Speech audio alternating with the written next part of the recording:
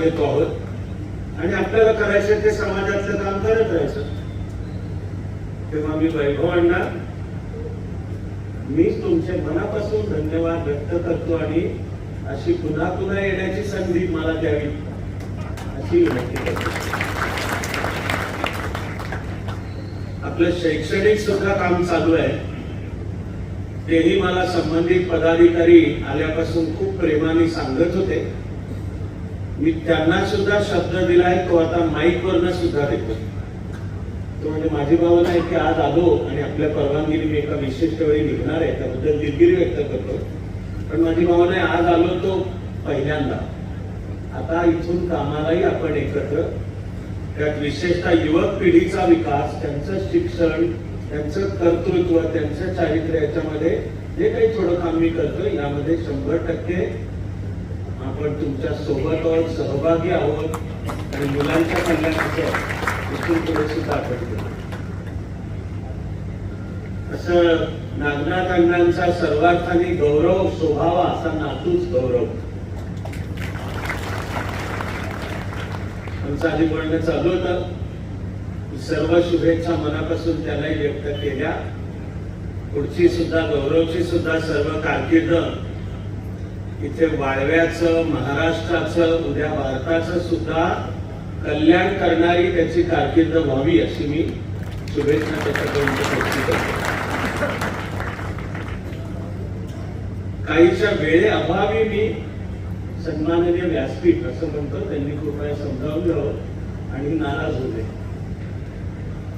आणि आपण सर्व मुख्य मी मनापासून म्हणतोय की हे छोटं व्यासपीठ आहे, हे समोर आहे मोठं व्यासपीठ आहे.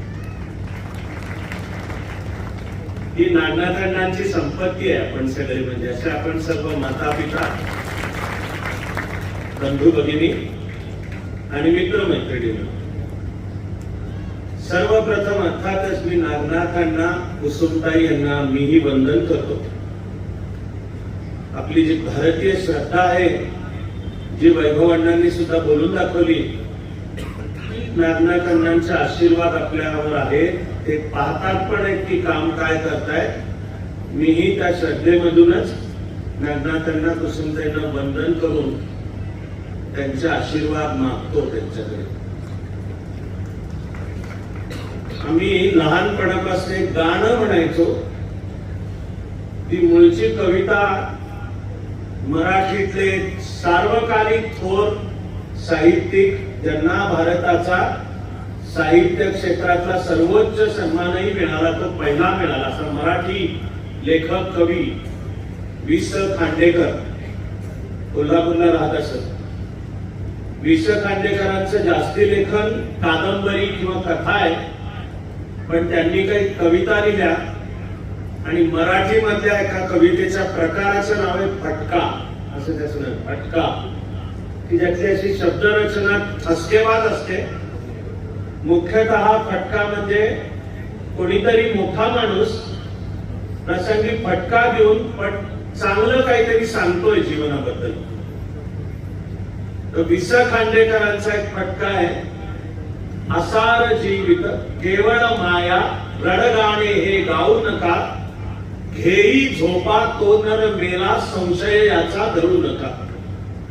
असं सांगून जेव्हा ते कडवं चालू करतात तर पहिल्याच कडव्याच्या 2 ओळी आहेत. मला वाटतं सोप्या मराठीत आहेत आणि मला वाटतं मी निरूपण न करता सर्वांना त्या समजतीलच. पहिल्या त्या 2 ओळी आहेत, थोर महात्मे होऊन गेले, चरित्र त्यांचे पहा जरा, आपण त्यांच्या समान व्हावे, हाची सापडे बोध करा.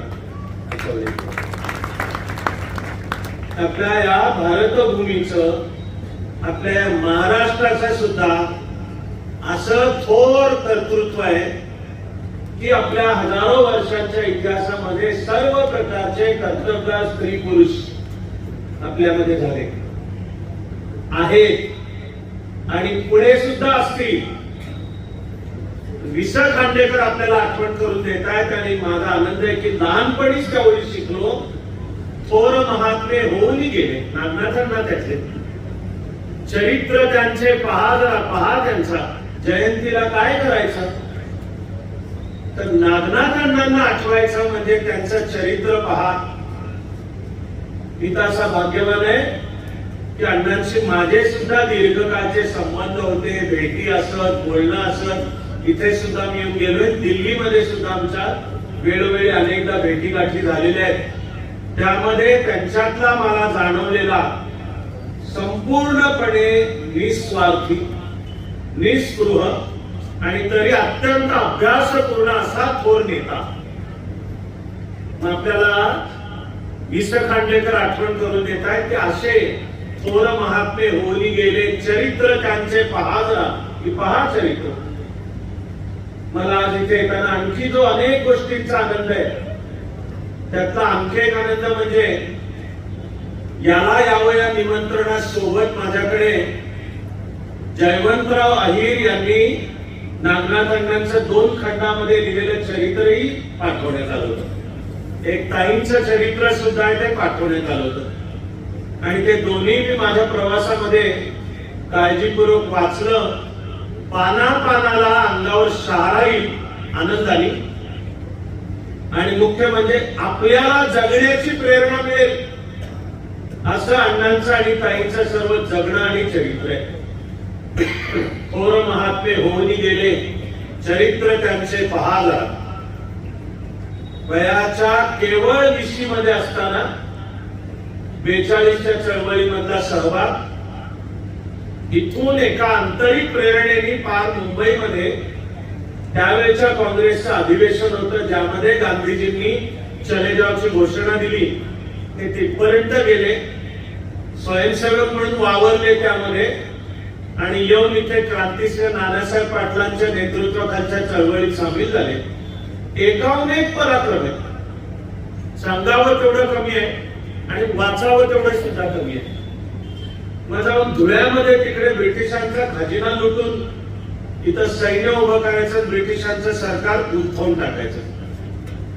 त्यामध्ये सहकारी हुतात्मा झाले, त्यांची स्मृती अजरामर करायला त्यांनी कामानं नाव हुतात्मा दिलं. मग स्वातंत्र्य मिळाल्यावर, आता मी पुढचं वाक्य बोलतोय ते कोणाबद्दल अनादराचं नाहीये, पण काही जणांनी स्वातंत्र्य लढ्यातल्या भागाचं रूपांतर सत्तेमध्ये करून सत्तेची अधिकाराची पदं मिळवली. अण्णांना अशक्य नव्हतं मिळवणं, पण अण्णा त्या रस्त्याला गेले नाही ठरवून. त्यांनी पार स्वातंत्र्य सैनिकांना जे सरकारी मानधन असतं ते सुद्धा घ्यायला नाही म्हणाले, आणि तरी पुन्हा स्वतःला पेरून घेतलं लोकांच्या कल्याणामध्ये. मग गोवा मुक्तीचं आंदोलन असो, संयुक्त महाराष्ट्राची झालेली चळवळ असो, सहकार चळवळ असो, नागनाथ अण्णांनी केवळ महाराष्ट्र नाही सगळ्या देशासमोर आदर्श उभे केले. मला इतकं सगळं त्या पहिल्या ओळीतही दिसतं. थोर महात्मे होऊन गेले, चरित्र त्यांचे पहा जरा. आणि वि.स. खांडेकर काय म्हणतायत आपल्याला सर्वांना, आपण त्यांच्या समान व्हावे हाची सापडे बोध खरा. की अशा व्यक्तींचं चरित्र आणि कार्य, कर्तृत्व, विचार घेऊन आपण काय करायचं आहे, तर अरे आपल्या जीवनात, आपल्या जगण्यात त्याचा अंश यावा हाची सापडे बोध खरा.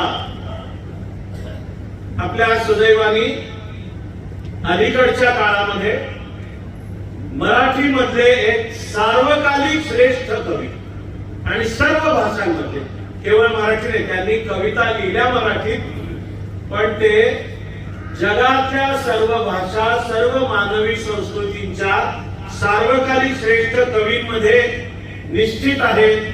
असे वंदनीय कुसुमाग्रज, जे नाशिकला असत, शरीराने आज आपल्यात नाही, पण त्यांचा एक एक शब्द आजही बळ, प्रेरणा सगळं देणार आहे. मग कुसुमाग्रजांनी सुद्धा भारताच्या स्वातंत्र्याला 50 वर्ष पूर्ण होताना असाच एक फटका लिहिला. त्या फटक्याचं नाव आहे स्वातंत्र्य देवतेची विनवणी. आणि देशाला 1997 मध्ये स्वातंत्र्याला 50 वर्ष पूर्ण होत होती. कवी कुलगुरू कुसुमाग्रजांनी कल्पना अशी मांडली की जणू भारत माता बोलते आहे आपल्याशी. तिच्या सुपुत्र सुकन्या यांच्याशी ती बोलते आहे. त्या फटक्याच्या पहिल्या 2 ओळी आहेत, 50शीची उमर गाठली. की आता स्वातंत्र्याला 50 वर्ष झाली. 50शीची उमर गाठली, अभिवादन मज करू नका. की भारत माता म्हणते 50शी झाली, तुम्ही सण समारंभ साजरे कराल, सरकार GR काढेल, होतील काय ते. भारत माता म्हणते नका करू. 50शीची उमर गाठली, अभिवादन मज करू नका. याउलट काय म्हणते भारत माता, मीच विनविते हात जोडून वाट वाकडी धरू नका. अशी सुरुवात आहे. की भारत माताच आपल्याला सांगते की वाट वाकडी जीवनातली आता काही वेळा, तो महाराष्ट्र असो भारत असो, चिंता वाटते मनात की जीवनाच्या विविध क्षेत्रांच्या मध्ये ती अशी वाट वाकडी धरणारे आणि त्यांचं प्रमाण, त्यांचे प्रभाव वाढत जाणारे एक कार्यकर्ता म्हणून त्याची चिंता वाटते. आणि कुसुमाग्रजांनी त्यांचा अधिकार वापरून हा जो फटका आहे तो सांगितला, 50शीची उमर गाठली, अभिवादन मज करू नका, मीच विनविते हात जोडून वाट वाकडी धरू नका. त्या फटक्यामधल्या सुद्धा 2 ओळी तुम्हाला मी वि.स. खांडेकरांच्या ज्या सांगितल्या त्यासारख्याच पण जरा जास्ती कडक आहेत. त्या ओळी जास्ती कडक, आपल्या मराठी स्टाईल मध्ये जरा जास्ती खणखणीत, प्रसंगी जास्ती बोचल्या. पण मी त्या ओळी सांगायच्या आधी सांगतो की तसा कुसुमाग्रजांचा अधिकार सुद्धा होता. तर या फटक्यामध्ये कुसुमाग्रजांच्या आत्ताच्या या विषयाला, व्यासपीठाला धरून असलेल्या ओळी काय आहेत नीट आहे का. कुसुमाग्रज म्हणतात, ओथट पुतळे पथापथावर. इथंच बोचरेपणा चालू होतो की आपल्या देशातल्या थोर स्त्री पुरुषांचे पुतळे तर आपण उभे केले, करतोय, ते आहे चांगलंच आहे. पण अरे ते पुतळे उभे करण्यामागे काय असतं की यांचं दर्शन घे आणि यांच्या सारखा हो. तुला कसं व्हायचंय हे कळायला आहेत ते पुतळे, नाहीतर केले नुसतेच उभे, त्यांची देखभाल पण धड नीट होत नाहीये. फक्त त्याच्यावर पक्षी बसतायत, शिकतायत आणि त्या पुतळ्यांच्या पायथ्याशी बसून मात्र लोक व्यसन करतायत, जातीपाती पाळतायत, सामाजिक जे सगळे हिंसक आहेत.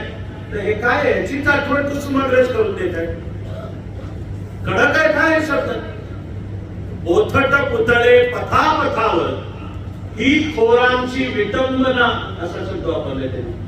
तर ह्या ज्या महान स्त्री पुरुष होऊन गेले, नुसतेच त्यांचे पुतळे उभे केले पण वागत तसे नाही होत, तर ही थोरा मोठ्यांची विटंबना आहे.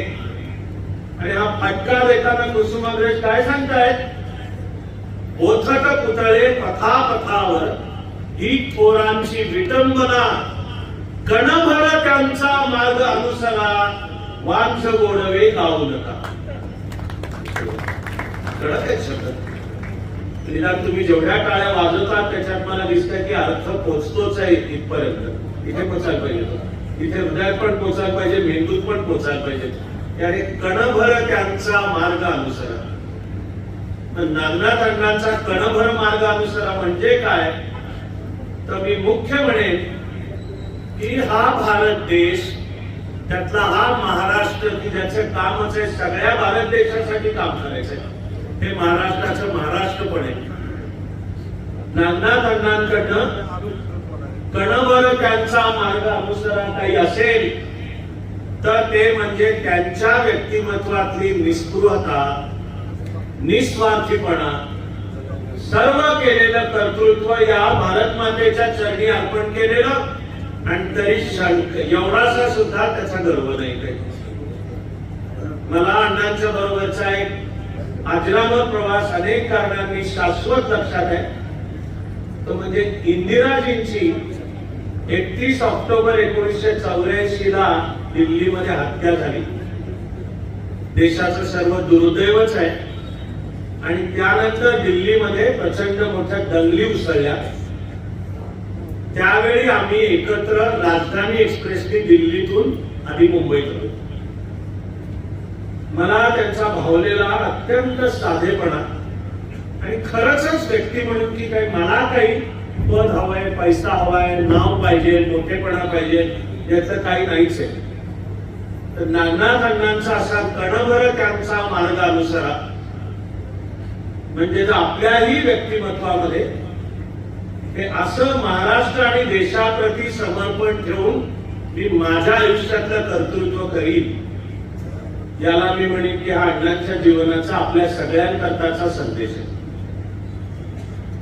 विशेषतः शेवटची थोडी मिनिटं मी इथे मला जे मोठ्या प्रमाणात दिसतात पण आहेत. मला संयोजकांनी पण कल्पना दिली होती की तरुण युवक, शाळा, कॉलेज, मुलं मुली मोठ्या प्रमाणावर आहे. नागनाथ अण्णांचाच आदर्श ठेवून मी ही शेवटची माझ्या बोलण्याची काही मिनिटं थोडी त्यांच्याकरता म्हणेन. ती म्हणताना माझा पहिला मुद्दा आहे की आता आपण आजच्या तारखेला ही पवित्र 15 जुलै 2025 या तारखेला इथे वाळवा हा आपला जिल्हा, हा आपला महाराष्ट्र, हा भारत आणि अख्खं जग आजपर्यंत मानवाच्या इतिहासात झाले नाहीत एवढे प्रचंड बदल आता होत आहेत. परिवर्तन एवढे प्रचंड बदल आता होत आहेत. आणि मुख्यतः जी तरुण पिढी, शिकणारी मुलं मुली यांच्या जीवनाला आकार, यांच्या कर्तृत्वाला आकार, त्यांच्या करिअरला आकार आता ह्या काळात येणार आहे. मी वेळेअभावी प्रचंड मोठ्या मुद्द्याचा एक ओळीचा सारांश सांगतो. तोपर्यंत या आजच्या म्हणजे तो एक ओळीचा सारांश म्हणजे या आजच्या तारखेपर्यंतच्या अख्ख्या मानवी इतिहासात जेवढे बदल झाले नाहीत तेवढे येणाऱ्या 6 वर्षात होणार आहेत. आणि ते चालूही झाले, होणार आहेत म्हणजे भविष्य काळात नाहीये, ते बदल चालू सुद्धा झाले. एका पारड्यात माणूस केव्हापासून निर्माण झाला, उत्क्रांतीच्या प्रक्रियेत. एका पारड्यात तिथपासून एक 2024 पर्यंत जी काही माणसाची प्रगती झाली, बदल झाले, विज्ञान तंत्रज्ञानाची प्रगती झाली ती एका पारड्यात. आणि दुसऱ्या पारड्यात त्या 2024 पासून 2030 पर्यंत येणाऱ्या 6 वर्षात, ज्यातलं 1 वर्ष झालं पण आहे. सर्व जाणकारांना माहिती आहे की प्रचंड मोठे बदल चालू झाले, अजून होणार आहेत. आणि ते बदल कुठे तिकडे अमेरिकेमध्ये न्यूयॉर्क आणि वॉशिंग्टनला होत आहेत, नवे नवे ते इथे होत आहेत, आपल्या जीवनात होत आहेत, वाळव्यात सुद्धा होत आहेत. आणि ही मुलं मुली ज्या वर्षांमध्ये शिकणार आहेत आणि आता जीवनात ते पुढे जाणार आहेत, जावंच त्यांनी जीवनात पुढे. पण जास्ती महत्वाचं आहे त्यांच्या बरोबर आणि त्यांच्यापेक्षा जास्ती हा महाराष्ट्र पुढे जावा, हा भारत पुढे जावा. त्या बदलत्या काळामध्ये स्वतःला कसं घडवायचं, काय शिकायचं आणि कोणती उंची गाठायची, हे मी म्हणणारे मुख्य आव्हान आहे. काही जण 10वीत असतील, काही जण लवकरच 10वीत जातील, कोणी 12वी, कोणी पदवी, कोणी जीवनातला आपापला रस्ता शोधत असेल. या सगळ्यांच्या समोरचं आव्हान आहे की मी जगामध्ये घडणारे सर्व बदल घडवून मला स्वतःला कसं घडवू, माझं व्यक्तिमत्व कसं घडवू, त्याचा विकास कसा करू, जीवनातलं माझं कोणतं करिअर निवडू आणि त्या निवडलेल्या करिअर मध्ये एक उत्तम आणि प्रतिभावंत होण्याची उंची गाठून भारत मातेची सेवा कशी करू. माझी विनंती राहील की जमलं तर मी 2 शब्द काळजावर कोरून ठेवायला सांगतोय की आपल्याला जीवनाच्या आपल्या क्षेत्रात काय व्हायचंय, तर ते जे आपलं क्षेत्र आहे त्याचे काळजावर कोरण्याचे दोन शब्द आहेत, उत्तम आणि प्रतिभावंत. ते नागनाथ अण्णांचा कणभर त्यांचा मार्ग अनुसराचा असतो. कोणी इंजिनियर होईल, कोणी डॉक्टर होईल, वकील होईल, पत्रकार होईल, सामाजिक कार्यकर्ता होईल, नेता होईल, चार्टर्ड अकाउंटंट होईल, अभिनेता अभिनेत्री होईल, गायक होईल, कलाकार होईल, नर्तक होईल. आपल्या समोरचं काम आहे त्या आपल्या आणि किमान एका क्षेत्रात उत्तम आणि प्रतिभावंत होणे. आणि असं किमान एका क्षेत्रामध्ये उत्तम आणि प्रतिभावंत होण्याची गुणवत्ता म्हणजे बुद्धिमत्ता सर्वांकडे आहे.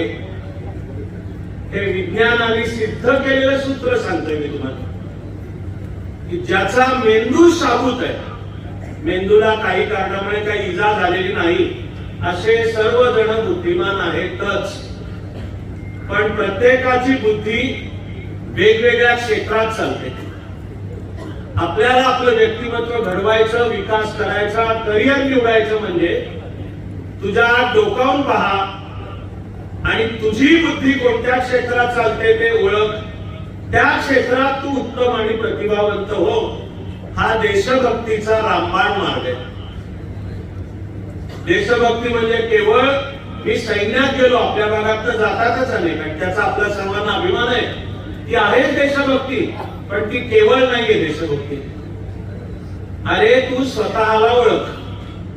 अगं तू स्वतःला ओळख, तुझ्या डोकावून पहा, तुझ्या जीवनाची इमारत तुला काय येतं यावर उभी कर. तुझ्या जीवनाची इमारत तुला काय येत नाही यावर उभी करण्याच्या फंदातच पडू नको. पण ते जे जीवनाची इमारत म्हणजेच एक करिअर आणि व्यक्तिमत्व, तर लक्षात ठेवायचं की तिथे पाहिजे उत्तम आणि प्रतिभावंत. तिथे थर्ड रेट नाही, तिथे फालतू भंकस पाट्या टाकणारं काम करणार नाही. ते जे माझं किमान एक क्षेत्र आहे त्यामध्ये मी होईल उत्तम आणि प्रतिभावंत. तर त्याचा अर्थ आहे की आपण सगळे देशभक्त आहोत. हाती घेतलेलं काम उत्तम करणे हीच देशभक्तीची व्याख्या आहे. आता 6 जुलैला आषाढी एकादशी झाली, वारी पंढरपूरला पोचली. मग आपल्याला सर्व संतांनी पण काय शिकवलं? हाती घेतलेलं काम नीट करणे ही देशभक्तीच काय, ही देवभक्ती सुद्धा आहे. तू जे काम करतोय तीच ईश्वराची आराधना आहे, पण त्याच्यासाठी तो आपला भाव शुद्ध पाहिजे. मी हे जे काम करतोय हीच मी देशाची सेवा करतोय. लोक म्हणजे देश, म्हणजे लोकांची सेवा हीच देशाची सेवा. तेव्हा नागनाथ अण्णांना पुन्हा एकदा आणि कायमसाठी वंदन करताना आणि वैभव अण्णांचे खूप मनापासून पुन्हा एकदा आणि कायमसाठी आभार मानताना मी म्हणेन की आपण नागनाथ अण्णांचा आदर्श समोर ठेवून असे देशभक्त, असे देवभक्त होऊया अशी प्रार्थना करतो आणि थांबतो.